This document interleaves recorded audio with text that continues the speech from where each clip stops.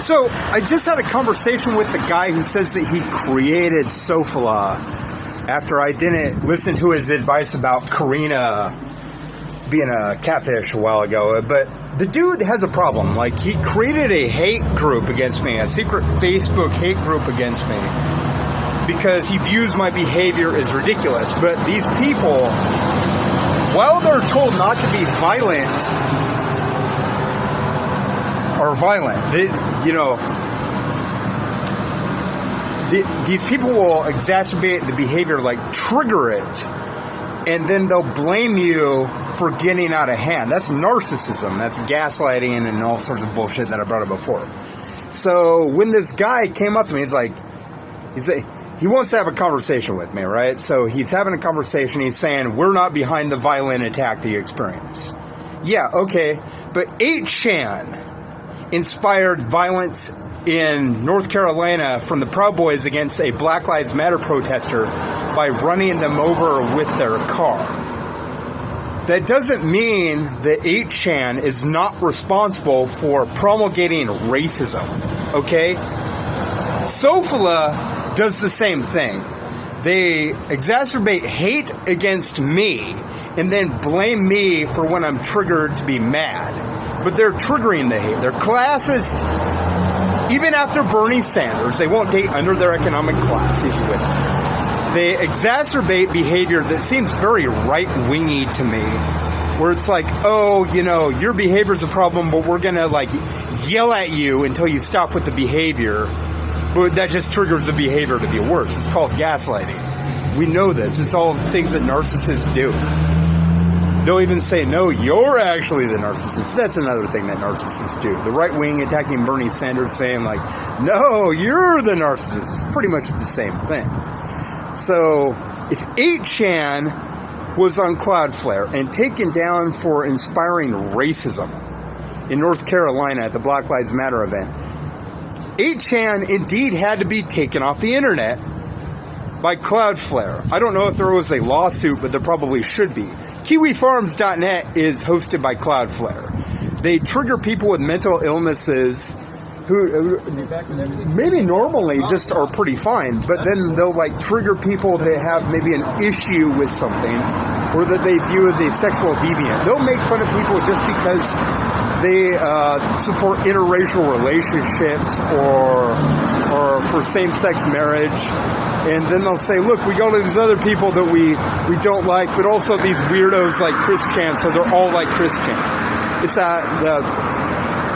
that way of thinking, there's a couple weirdos out there, so we're going to make fun of them and make them even more weird without actually helping them. And then we're going to say, oh, look, we have all these other guys, so even though they're crimes of passion or whatever that annoys them, they're sexual deviants or whatever, like being gay and being they track people that are just normal activists too on Kiwi Farms. So they'd say, well, look, we got this crazy guy named Chris Chan, so everybody we track is crazy, which is patently absurd. And Sofala claims that they didn't incite the attack. 8chan also claimed that they didn't incite the racist attack on Black Lives Matter, the homicide with the car. But they're there, and people are independent of what 8chan or Sofala tell them to do. And these people are inspired to hate and to violence by groups like Sofala and 8chan. And my reasoning is if 8chan was removed from the internet, Facebook needs to remove Sofala, because I'm perfectly justified in suing Facebook right now. Because they allowed this hate group to occur. There was this big deposition with Maxine Waters in front of Congress, with Mark Zuckerberg basically just passing this saying, oh, we're working on it. Bullshit. They make money through advertising, so they're not really working on it. Maxine's like, well, you're basically a con man. And Mark Zuckerberg was like, well, who cares? It's just business. We pay you money through lobbyists, so you can't do a damn thing to us, when actually they can. They can just take the cops and arrest Mark eventually. So what I'm saying is, if you don't take Sofala off, we're going to sue Facebook. If you don't take Kiwi Farms off, we're going to sue Cloudflare. And Chris Hansen, you've been harassing me based on lies. You need to back the fuck up, because you got money, dude. And I just, I'm trying to get a lawyer pro bono. It shouldn't be too hard to sue the three of you. Oh, don't get me wrong. I've screamed that I hate Gen Z. Because I hate age phobia, and I hate classism, and I hate racism. Racism largely isn't a problem for me, because black chicks and stuff kind of tend to like me. Asian girls are a little snotty towards me, but black chicks are usually pretty down with me no matter what. Like white girls and I don't know. It would create weaker DNA for me to have kids with a white girl. It's really just that simple. So we don't naturally get along as well as we do with other races. If you're a racist, what you're doing is basically saying, my kid's genetics? Fuck it. But, I'm Gen X. Even when I hate you, I still love you a little. I know that might seem weird to you, but, Gen X adores Gen Z. That's saying something, because Gen X hates everything. People that are like us aren't the baby boomers. It would be like your baby boomer parents. So, like, Gen X appreciates Gen Z, people that are like 10 to 24 years old right now. We really appreciate you. Even when we hate you for your age phobia on dating sites and bullshit at the bars with your cock blocking and your violence. See, that's another thing Gen X doesn't really like, is violence. But a lot of the millennials and Gen Z really have not had a problem with violence being justified because of some sort of like even liberal reason. And Gen X is largely left-wing as well. We spawned punk rock and hip-hop. See, we've been fuck the system our entire lives. The youngest Gen X is my age, 40 years old. I was born in 79. I was pretty much the last year, 1982, some say, was the last year for Gen X. So my younger brother, his whole life has thought he's a millennial. But according to my research, he's been Gen X his whole life.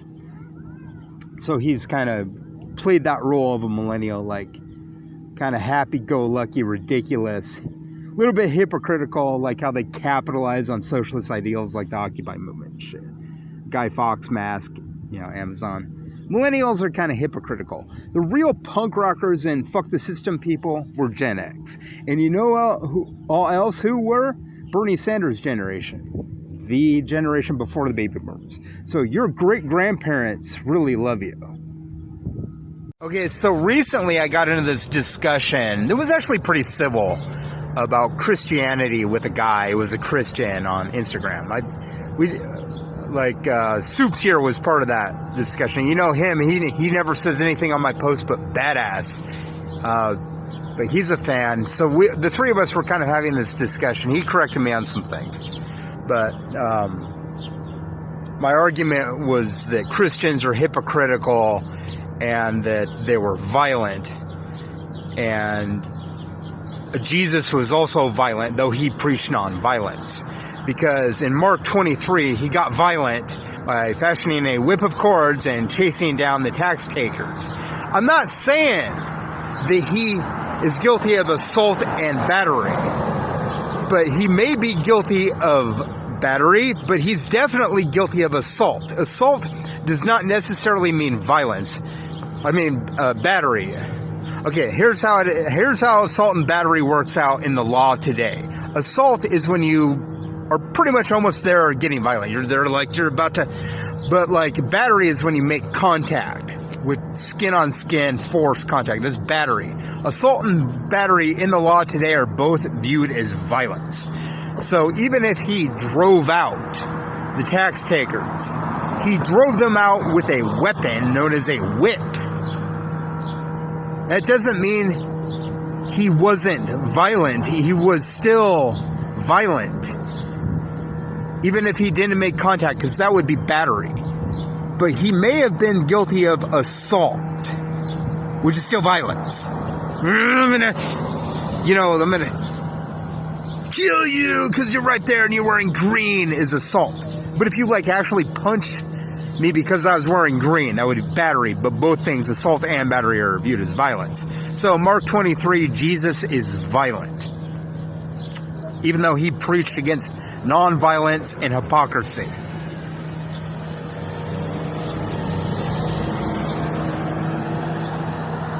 Okay, there's one more point. Jesus also advocated peace, love, and understanding in various books of the Bible, throughout his testament, the Gospels where they mention Jesus. He mentions things like love, understanding, and peace. And we get that. That's all cool, right? But he also said in Luke 19:27 that anybody that didn't worship him should be killed at his feet. And in Mark 23, he said that he hated hypocrites. And a lot of verses said that he hated violence. So assault with a deadly weapon known as a whip would also be violence even if he didn't make contact, because that would be assault and battery. But assault is still violence. Jesus was a hypocrite. In my mind, if it's not atheism, it's some bullshit. But if you're coming in like a capitalist, you're coming in like a religion. And that religion shit is for bitches. Okay, here's our society. The people and the guillotine.